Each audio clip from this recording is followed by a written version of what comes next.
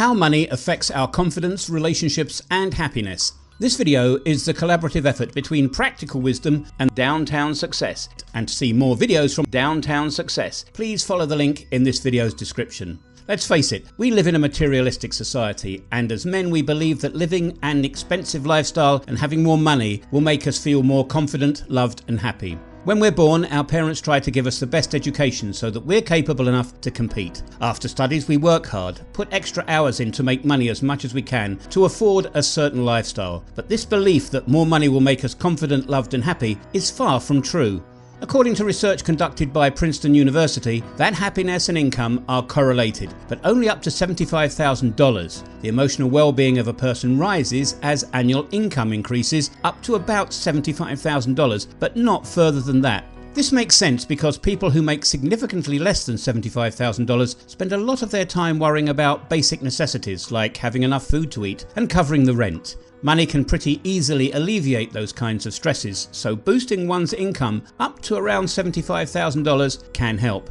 But as wealth rises, happiness levels remain the same. In fact, happiness might tend to decrease. Part of the diminishing return effect can be explained by adaptations. As wealth rises, people adjust or get used to their new and better circumstances. This increases their expectations and aspirations. For example, a newly rich person moving to an upscale neighbourhood will make the acquaintance of other people who seem even wealthier, and that can diminish happiness. He may be driven to increase earnings by comparison to others, or a desire for material gains. Wealthy people also could face new problems tied to wealth, such as children who become spoiled, lazy or unappreciative. Now we know that money can make us happier after our basic needs are met. Let's talk about how money affects relationships. According to research, it's true that couples with extreme financial stress tend to have lower levels of satisfaction in their relationships. Emotionally strained by their financial struggle, some people become more hostile, irritable or uncommunicative towards their spouses. Many couples even point fingers at one another for their financial downfall. This is not to say, however, that low-income couples are doomed to have less successful relationships than rich people. Rich people also face lower levels of satisfaction in their relationships due to various reasons. One of them is they are working a lot harder and they don't have as much time to spend with their spouse. Now let's look at the social relationship. CNN once wrote this interesting article on what happens to people when they win the lottery. People think that their life would turn out to be amazing if they won a lottery, but according to this article, people who win lotteries spend all their money going into debt, and when they win the lottery, all of their friends and acquaintances bug them for money, which in fact ruins their social relationships. So they have more debt and worse friendships after they win the lottery. So whether you have money or you don't, you will only have strong relationships if you share experiences, add value to their lives, keep your promises, have open communication and be on the same page when it comes to financial matters.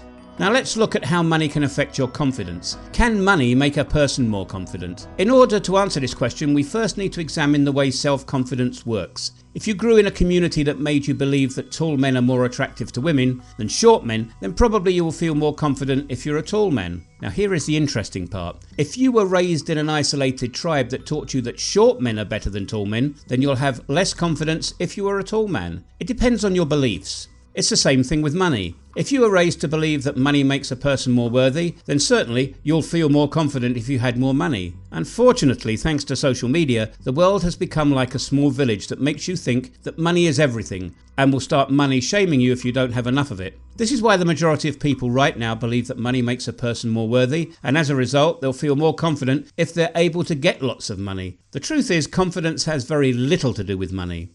There was research conducted by a college in which all the students were asked what made them confident. Everyone gave a different answer, like going on a solo trip or pursuing a hobby, but none of them said that money made them more confident. I'm not saying that money is pointless and one shouldn't work hard for money. There's nothing wrong in pursuing money if it's done for a healthy purpose. The reason why most people are pursuing money is because they believe in materialistic adaptations. They think that a fancy house or an expensive car will make them feel confident, loved and happy. But the truth is, often when we buy a new car, we regret our purchase because we feel we may have made the wrong choice, or that we have spent too extravagantly, or something better will be available in the future. This feeling is called buyer's remorse.